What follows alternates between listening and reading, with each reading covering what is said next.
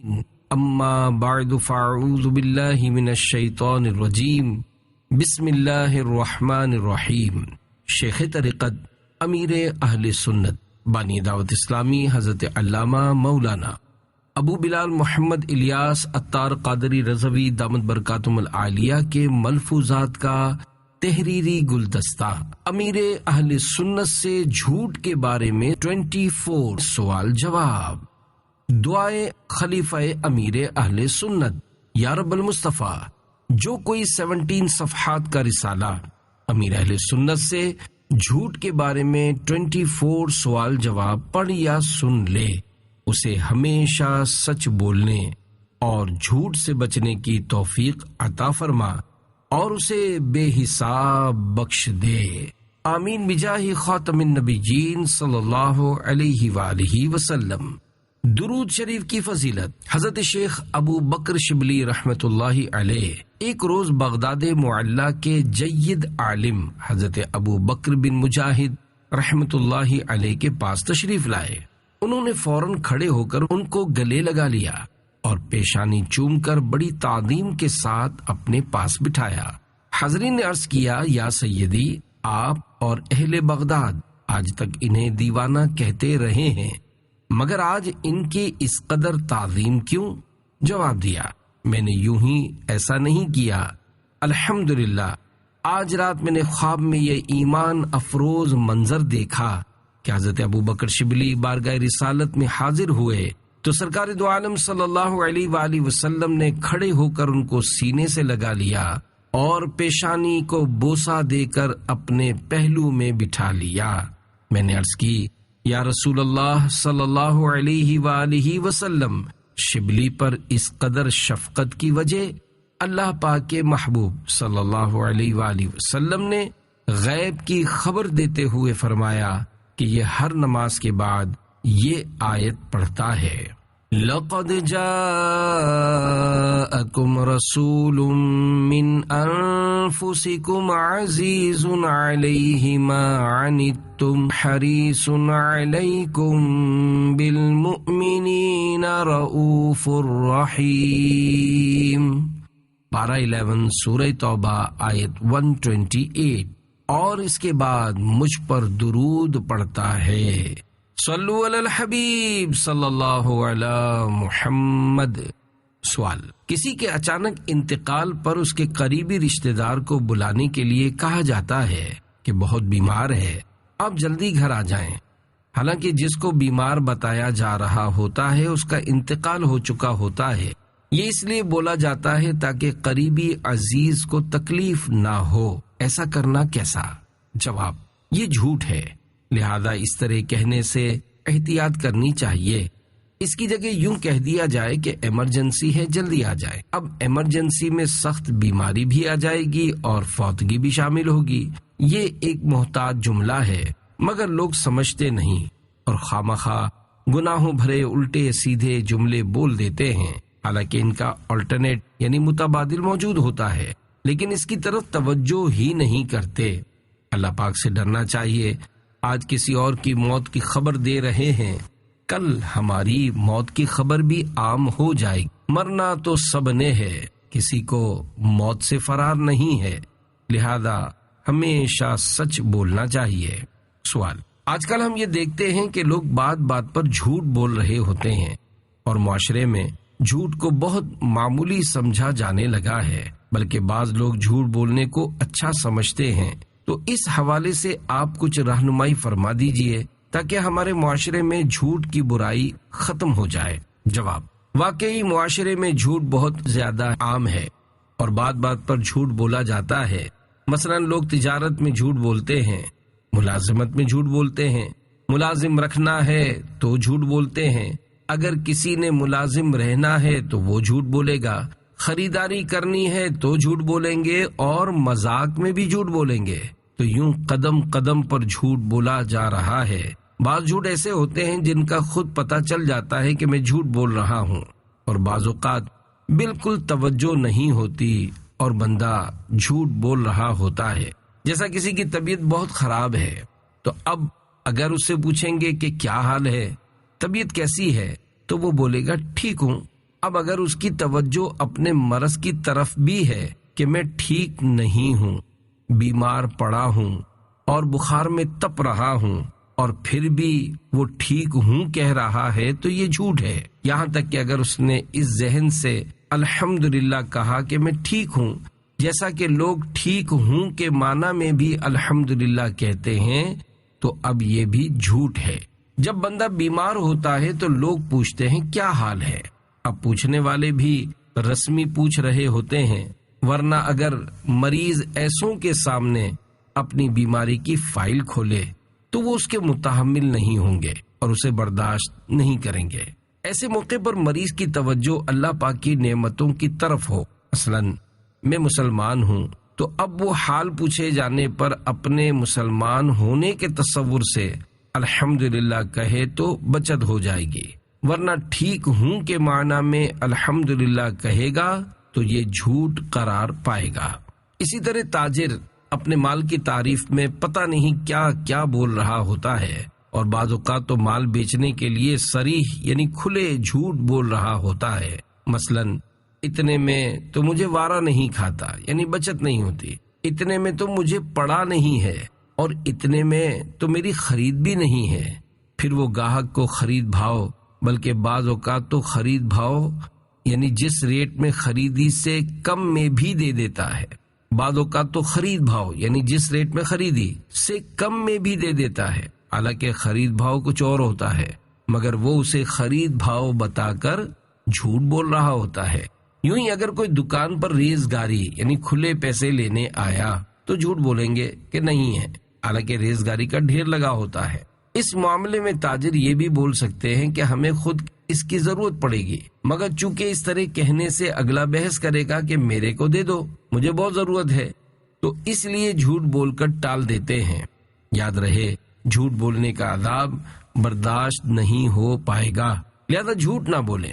اور اگر سامنے والا بحث کرے تو آپ اسے اس طرح سمجھا سکتے ہیں کہ اگر میں بول دیتا کہ ریزگاری کھلے پیسے نہیں ہیں تو آپ مجھ سے نہ الجھتے، لیکن میں نے جھوٹ سے بچنے کے لیے آپ کو سچ بتا دیا کہ ریزگاری ہے، مگر میرے پاس بھی گاہک آتے ہیں اور بڑا نوٹ دیتے ہیں، تو کھلے پیسوں کی مجھے بھی ضرورت ہوتی ہے، اس لیے میں نے رکھے ہوئے ہیں۔ تو سچ بولنے پر آپ مجھ سے الجھ رہے ہیں۔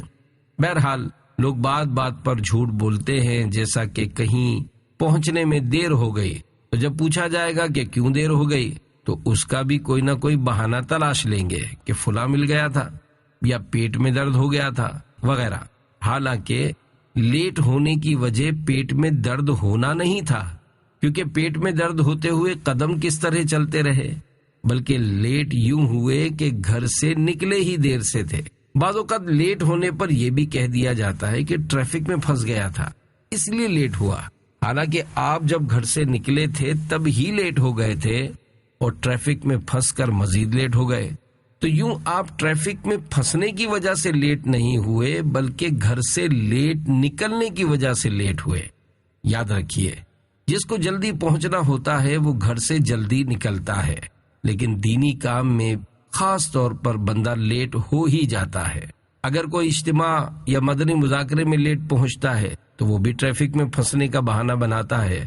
تو یوں بعض اوقات نیک کاموں میں بھی بندہ جھوٹ بول رہا ہوتا ہے۔ اللہ کریم ہمیں جھوٹ سے بچائے اور سچے نبی صلی اللہ علیہ وآلہ وسلم کی پیروی کرتے ہوئے ہمیشہ سچ بولنے کی سعادت بخشے۔ آمین بجاہ خاتم النبیین صلی اللہ علیہ وآلہ وسلم۔ سوال: جھوٹ بولنے کے حوالے سے ہمارے معاشرے میں بہت ساری چیزیں رائج ہیں اور لوگوں میں ان کا ذکر بھی ہوتا ہے، مثلاً یہاں تو جھوٹ بولنے کی اجازت ہے وغیرہ۔ اسے معلوم ہوتا ہے کہ جھوٹ ایک بہت وسیع موضوع ہے۔ جس طرح غیبت کے حوالے سے بہت ساری وضاحتیں بیان کی گئیں، اسی طرح جھوٹ کے متعلق بھی بھرپور علم ہونا ضروری ہے۔ جیسے آپ فرماتے ہیں کہ میں اس بارے میں فیصلہ نہیں کر پاتا کہ ہمارے یہاں جھوٹ زیادہ ہے یا غیبت۔ جواب: ایسا لگتا ہے کہ جھوٹ زیادہ ہے۔ جھوٹ بولتے ہوئے پتہ ہی نہیں چلتا کہ جھوٹ بول رہے ہیں۔ ایک مرتبہ ہم کسی مریض کو دیکھنے گئے، وہ مریض آزمائش میں لگ رہا تھا۔ ہم نے اس سے ہمدردی کی تو اس کے پاس موجود اس کے عزیز نے کہا کہ ان کو کوئی مسئلہ نہیں ہے، یہ صحیح ہے۔ ان کا یہ جملہ جھوٹ تھا۔ اگر انہیں علم تھا کہ کیسی طبیعت ہے تو الگ بات ہے، لیکن معلوم ہونے کے باوجود کہنا کہ ٹھیک ہے، یہ جھوٹ ہوگا۔ آج کل مریض کے بارے میں اس طرح بول دیا جاتا ہے، حالانکہ مریض شدید تکلیف میں ہوتا ہے، تو اس موقع پر طبیعت ٹھیک ہے کہنا جھوٹ ہوگا۔ یوں ہی اگر کوئی سخت بات کرنے کے بعد کہے کہ آپ کو میری بات بری تو نہیں لگی، سامنے والا کہتا ہے نہیں نہیں کوئی بات بری نہیں لگی، حالانکہ اس کو وہ بات بہت بری لگی ہوتی ہے، اس کی وجہ سے وہ اندر ہی اندر کٹ چکا ہوتا ہے، لیکن جھوٹ بول دیتا ہے کہ کچھ نہیں ہوا۔ جھوٹ میں کافی باتیں آ جاتی ہیں، بس انسان کو اپنی زبان سنبھالنی چاہیے۔ سوال کرنے والے تو سوال کریں گے، مگر انہیں جواب دینے میں جھوٹ شامل نہیں ہونا چاہیے۔ اسی طرح کوئی پریشان ہو اور دوسرا اس سے پوچھے کہ کیا بات ہے، آپ پریشان لگ رہے ہیں، اور وہ آگے سے انکار کر دے کہ کوئی پریشانی نہیں ہے، تو یہ اس نے جھوٹ بولا۔ پریشانی بتا دینے میں کیا حرج ہے؟ سوال: جھوٹ بولنے اور بہانہ بنانے میں کیا فرق ہے؟ جواب: جھوٹ سچ کا الٹ ہے، جبکہ بہانے بعض اوقات درست بھی ہوتے ہیں اور بعض اوقات غلط بھی۔ امیر اہل سنت دامت برکاتہم العالیہ کے قریب بیٹھے ہوئے مفتی صاحب نے فرمایا، جو بات واقعے کے خلاف ہوگی اسے جھوٹ بولا جائے گا، جبکہ بہانوں میں دونوں باتیں ہو سکتی ہیں۔ سوال: جھوٹی تعریف کرنا کیسا؟ جواب: اگر مسکا لگانے یعنی خوشامد کے لیے کسی کی تعریف کی کہ آج آپ بہت اچھے لگ رہے ہو، تو یہ جھوٹ اور گناہ ہوگا۔ بہرحال ہمیں مسلمان سے حسن ظن رکھنا چاہیے کہ ہم اسے اچھے لگ رہے ہوں گے جب ہی وہ ایسا کہہ رہا ہے۔ سوال: کیا جنات بھی جھوٹ بولتے ہیں؟ جواب: سب سے پہلے جھوٹ ایک جن نے ہی بولا تھا، اور وہ جن ابلیس ہے، جسے ہم شیطان کہتے ہیں۔ شیطان دراصل جن ہے۔ بعض اوقات لوگ اسے فرشتہ کہتے ہیں، جو درست نہیں ہے۔ ابلیس کا اصل نام عزازیل ہے۔ سوال: کیا جھوٹ بولنے سے وضو ٹوٹ جاتا ہے؟ جواب: جھوٹ بولنے سے وضو نہیں ٹوٹتا، لیکن بہتر ہے کہ دوبارہ وضو کر لیا جائے۔ سوال: کیا بچوں کو سبق آموز جھوٹی کہانیاں بنا کر سنا سکتے ہیں؟ جواب: ایسا جھوٹ جس کا سب کو پتا ہو اور جو سنے وہ سمجھ جائے کہ یہ جھوٹ ہے، اس میں کوئی حرج نہیں، جیسے بلی نے بندر کو یوں کہا وغیرہ۔ ظاہر سننے والے سمجھتے ہیں کہ یہ جھوٹ ہے، پھر بندر نے بلی کو کہا بھی تو سمجھا کس نے، لیکن یہ اس وقت درست ہے جب کوئی ضرورت ہو، ورنہ فضول بات ہے۔ سوال: کوئی شخص اکثر جھوٹ بولتا ہو تو اس کی سچی بات بھی جھوٹ لگتی ہے، کیا اس کو بدگمانی کہا جائے گا؟ جواب: کثرت سے جھوٹ بولنے والا شخص کبھی سچی بات بھی کر دیتا ہے، لیکن یہ فطری چیز ہے کہ ایسے شخص کی سچی بات پر بھی یقین نہیں آتا۔ بہرحال اس کو بدگمانی نہیں کہا جائے گا۔ سوال: کوئی کسی سے کہے کہ لوگوں نے آپ کو سلام کہا ہے، حالانکہ ہر فرد نے نہیں کہا ہوتا، تو کیا یہ جھوٹ ہوگا؟ یہ سوال شعبہ ملفوظات امیر اہل سنت کا قائم کردہ ہے، اور جواب امیر اہل سنت دامت برکاتہم العالیہ کا عنایت کیا ہوا ہے۔ جواب: اگر سب نے اسے وکیل بنایا ہے کہ ہمارا سلام پہنچا دو تو ٹھیک ہے، ورنہ درست نہیں۔ لوگ عموماً مجھے کہتے ہیں کہ ہمارے سب گھر والوں یا گاؤں والوں نے آپ کو سلام کہا ہے۔ اگر واقعی سب نے وکیل بنایا ہو تو حرج نہیں، ورنہ اپنی طرف سے اس طرح نہیں کہنا چاہیے۔ سوال: بعض لوگوں نے اس جملے کو اپنا تکیہ کلام بنا رکھا ہے۔ تکیہ کلام وہ لفظ جو گفتگو میں بار بار بولا جائے اسے تکیہ کلام کہتے ہیں۔ جیسے اگر میں جھوٹ بولوں تو مرتے وقت مجھے کلمہ نصیب نہ ہو، ایسا کہنا کیسا ہے؟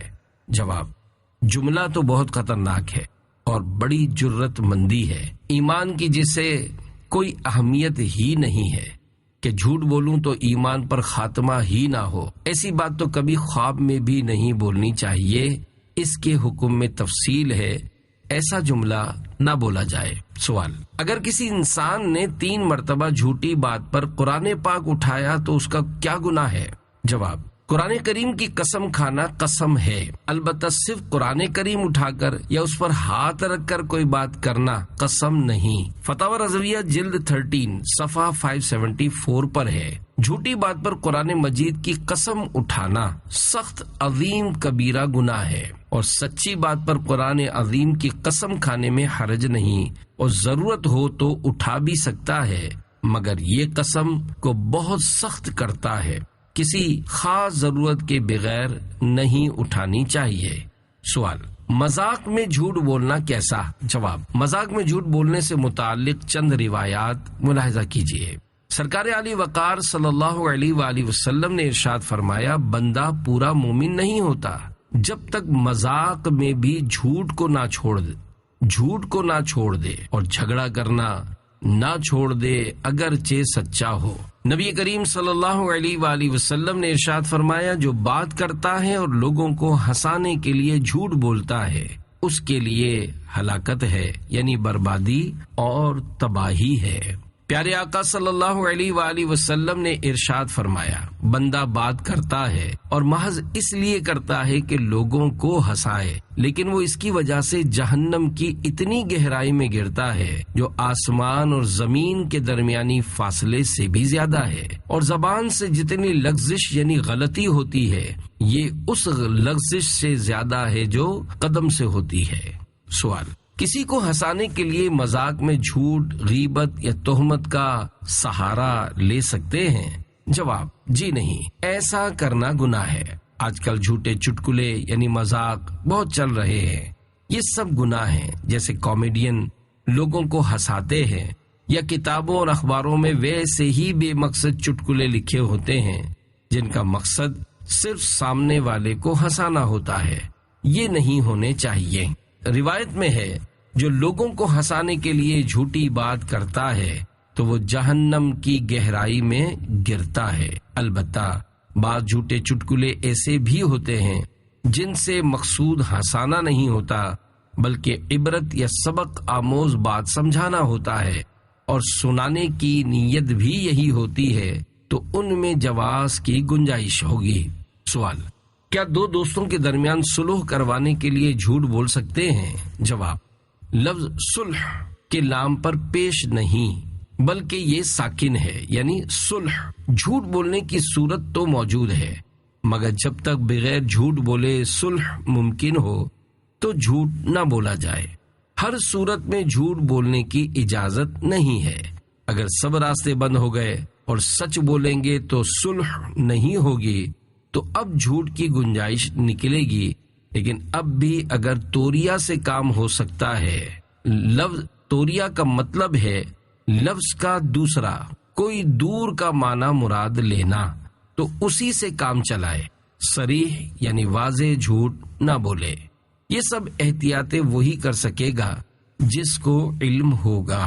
سوال: ہم لوگ آپس میں بات کرتے ہوئے جھوٹ سچ کا خیال نہیں رکھتے، ایسی نصیحت فرمائیے کہ جھوٹ سے نفرت ہو جائے اور ہم کبھی جھوٹ نہ بولیں۔ جواب: جھوٹ واقعی بہت بری چیز ہے، جھوٹ حرام اور جہنم میں لے جانے والا کام ہے۔ ہر مسلمان کو اس سے بچنا چاہیے اور ہمیشہ سچ بولنا چاہیے۔ کہتے ہیں سانچ کو آنچ نہیں۔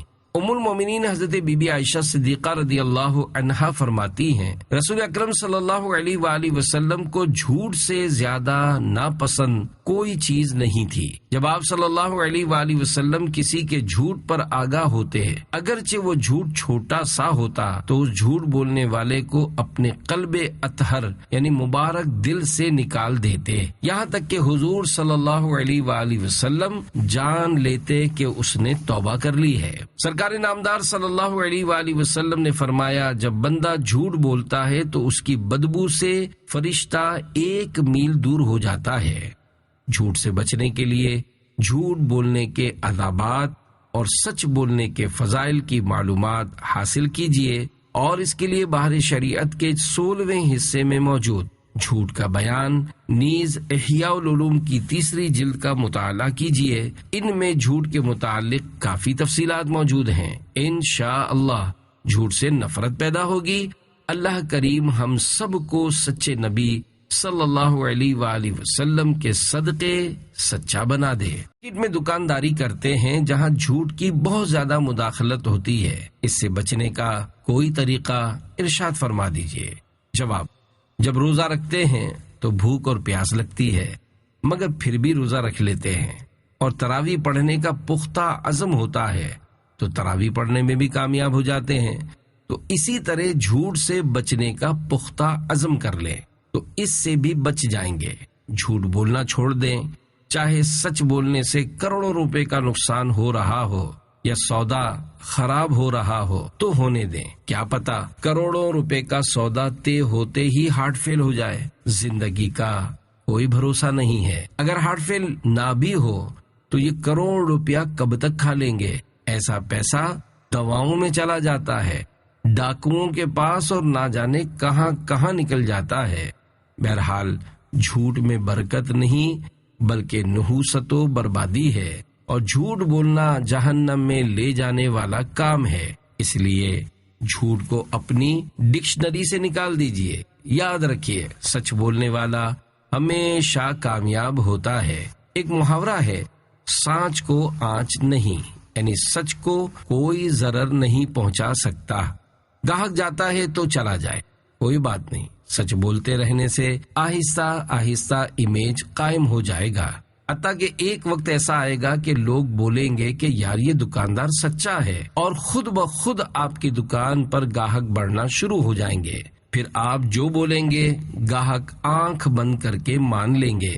حضرت عبداللہ بن عمر رضی اللہ عنہما سے روایت ہے کہ رسول اللہ صلی اللہ علیہ وآلہ وسلم نے فرمایا کہ سچ بولنے والا اور امانت دار تاجر انبیاء، صدیقین اور شہداء کے ساتھ ہوگا۔ سوال: میرا فرنیچر کا کام ہے، بعض دکاندار ایسا کرتے ہیں کہ ہلکے مال کو بھاری اور بھاری مال کو ہلکا کہہ کر بیچ دیتے ہیں، ایسا کرنا کیسا؟ جواب: بعض چیزیں وزن دار ہوں تو ان کی اچھی قیمت لگتی ہے، جبکہ بعض چیزیں اگر ہلکی ہوں تو تب ان کی قیمت اچھی لگائی جاتی ہے۔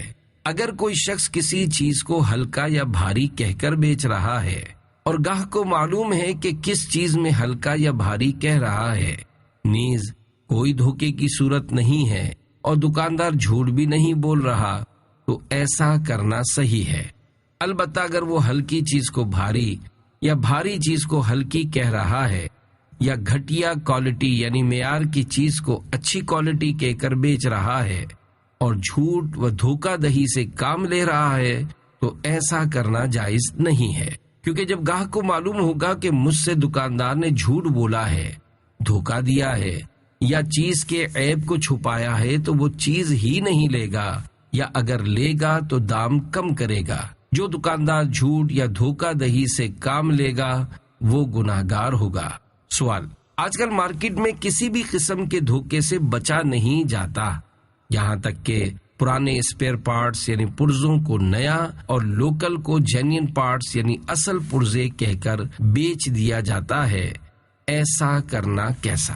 جواب: اگر پرانے اسپیئر پارٹس کو نیا، گھٹیا کو اعلیٰ اور دوسرے ملک کے اسپیئر پارٹس کو اس ملک کا کہہ کر بیچا کہ جس ملک کا مشہور ہوتا ہے، تو یہ سب دھوکہ اور جھوٹ ہے، اور ایسا کرنا حرام اور جہنم میں لے جانے والا کام ہے۔ البتہ اگر بیچنے والے نے خریدنے والے پر یہ بات واضح کر دی ہو کہ میرے پاس نیا نہیں پرانا اسپیئر پارٹس ہے جسے لوگ نیا کر کے بیچتے ہیں، اور یوں گاہک کو اسپیئر پارٹس کی کنڈیشن یعنی حالت بتا دی، تو اب خرید و فروخت میں کوئی گناہ نہیں ہے۔ سوال: بزرگان دین رحمت اللہ علیہم کی تحریر کے معاملے میں کیا احتیاط تھی؟ اس بارے میں کچھ ارشاد فرما دیجیے۔ جواب: ہمارے بزرگان دین رحمت اللہ علیہم الفاظ کے استعمال میں بہت محتاط ہوتے تھے، چنانچہ احیاء العلوم کی 3 جلد میں ہے، حضرت میمون بن ابو شبیب رحمت اللہ علیہ فرماتے ہیں، میں بیٹھا خط لکھ رہا تھا کہ ایک حرف پر آ کر رک گیا کہ اگر یہ لفظ لکھ دیتا ہوں تو خط خوبصورت ہو جائے گا، لیکن جھوٹ سے دامن نہیں بچا سکوں گا۔ پھر میں نے وہ لفظ چھوڑنے کا عزم کر لیا کہ بھلے میرا خط خوبصورت نہ ہو مگر میں یہ لفظ نہیں لکھوں گا، تو مجھے گھر کے کونے سے ندا کی گئی جس میں قرآن کریم کی اس آیت کی آواز تھی۔ پارہ 13 سورہ ابراہیم آیت 27۔ يثبت الله الذين آمنوا بالقول الثابت في الحياة الدنيا وفي الآخرة۔ ترجمہ کنز الایمان۔ اللہ ثابت رکھتا ہے ایمان والوں کو حق بات پر دنیا کی زندگی میں اور آخرت میں۔ یہ تو ہمارے بزرگان دین رحمت اللہ علیہم کی تحریر میں احتیاط تھیں، لیکن آج کل کے مضامین اور آرٹیکل میں اتنا جھوٹ ہوتا ہے کہ زمین و آسمان کے قلابے ملا دیے جاتے ہیں، یعنی جھوٹی سچی باتیں لکھ دی جاتی ہیں۔ ایسا جھوٹ لکھنے سے بہتر ہے قلم رکھ دیں۔ گزشتہ زمانے میں معتزلہ نامی ایک بد مذہب فرقہ گزرا ہے۔ اس کا جاحظ نامی ایک بہت بڑا عالم تھا۔ جب وہ مر گیا تو کسی نے اسے خواب میں دیکھ کر پوچھا کہ تیرے ساتھ کیا گزری؟ تو اس نے کہا کہ اپنے قلم سے وہی لکھو جس کو دیکھ کر تم خوش ہو جاؤ۔ فی زمانہ قلم سے کیا کیا لکھ رہے ہوتے ہیں، کچھ ہوش ہی نہیں ہوتا۔ نیز اس واقعے سے سوشل میڈیا اور تحریری میسج پھیلانے والے عبرت حاصل کریں کہ اپنی زبان سے وہی کہیں جو آخرت میں چھڑا سکے، ایک ایک حرف سنبھل کر لکھیں اور بولیں، لیکن یہاں تو اتنا مبالغہ کر رہے ہوتے ہیں کہ بس حمد، نعت اور منقبت لکھنے میں احتیاطیں۔ نعت شریف، نظم یا اشعار لکھنے میں مزید احتیاط کی حاجت ہے کہ آدمی اس میں پھنس جاتا ہے، کیونکہ اس کو ردیف یا قافیہ نبھانا ہوتا ہے اور اپنے مصرے کا وزن برابر رکھنے کے لیے الفاظ ڈھونڈنا پڑتے ہیں، جس کی وجہ سے سخت آزمائش ہوتی ہے۔ لہذا سلامتی اسی میں ہے کہ حمد اور نعت وغیرہ لکھنے کی کوشش نہ کی جائے۔ اس میدان میں بڑے بڑے شعراء، جن میں نعت گو، نعت خوان شاعر بھی شامل ہیں، انہوں نے ٹھکریں کھائی ہیں اور ایسی شرعی غلطیاں چھوڑ کر دنیا سے رخصت ہوئے ہیں کہ الامان والحفیظ۔ لکھنے والوں نے ان کی مثالیں تک لکھی ہیں کہ فلاں اتنا بڑا شاعر تھا، اتنے کلام لکھے، نعتیں بھی کہیں، مگر یہ غلط بات لکھ گیا۔ یاد رکھیے، نعت شریف لکھنے کے لیے ضروری ہے کہ لکھنے والا متصلب یعنی پختہ عالم ہو اور اس کے ساتھ ساتھ فن شاعری بھی جانتا ہو۔ اگر ایسا نہیں ہے تو کلام نہ لکھے۔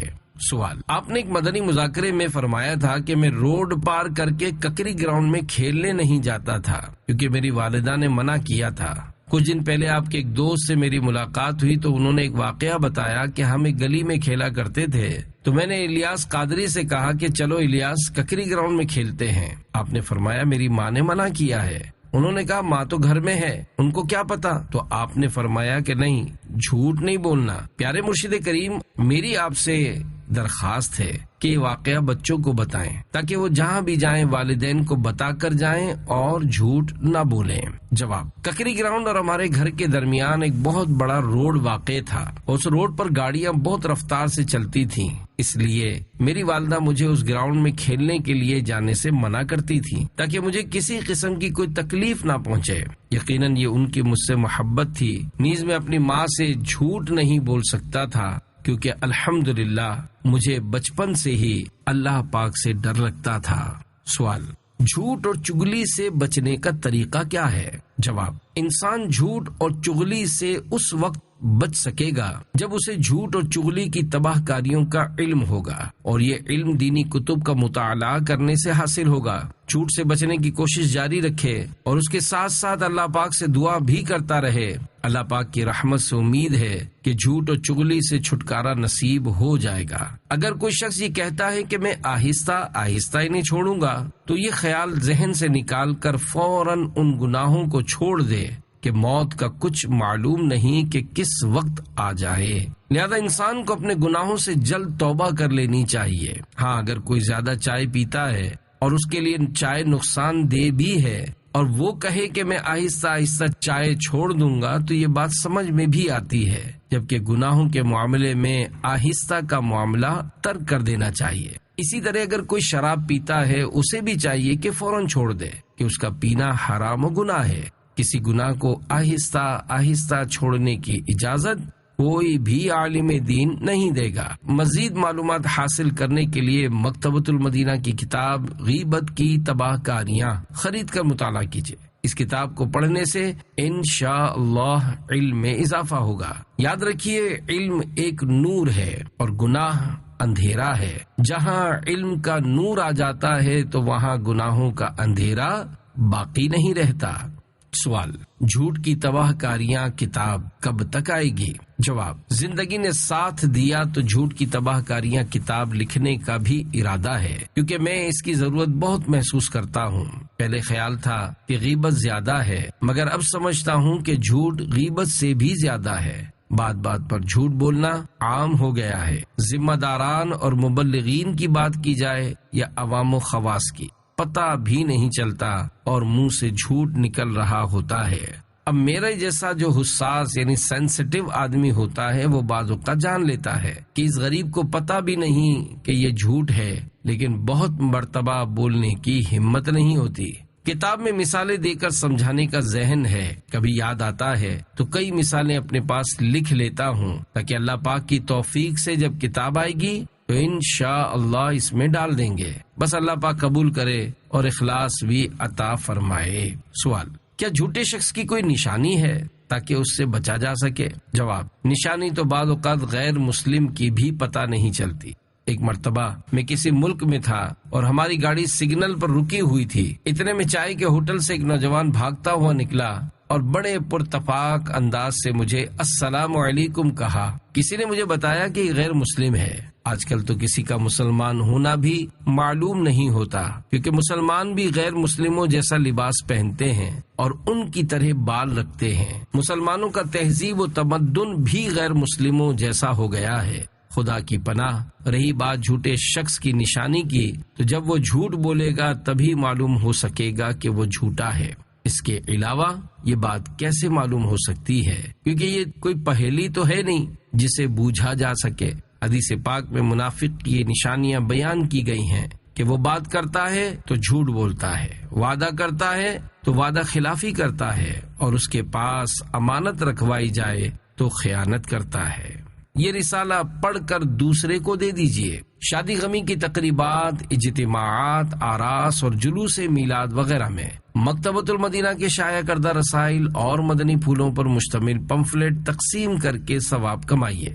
گاہکوں کو بنیت ثواب تحفے میں دینے کے لیے اپنی دکانوں پر بھی رسائل رکھنے کا معمول بنائیے۔ اخبار فروشوں یا بچوں کے ذریعے اپنے محلے کے گھر گھر میں ماہانہ کم از کم ایک عدد سنتوں بھرا رسالہ یا مدنی پھولوں کا پمفلٹ پہنچا کر نیکی کی دعوت کی دھومیں مچائیے اور خوب ثواب کمائیے۔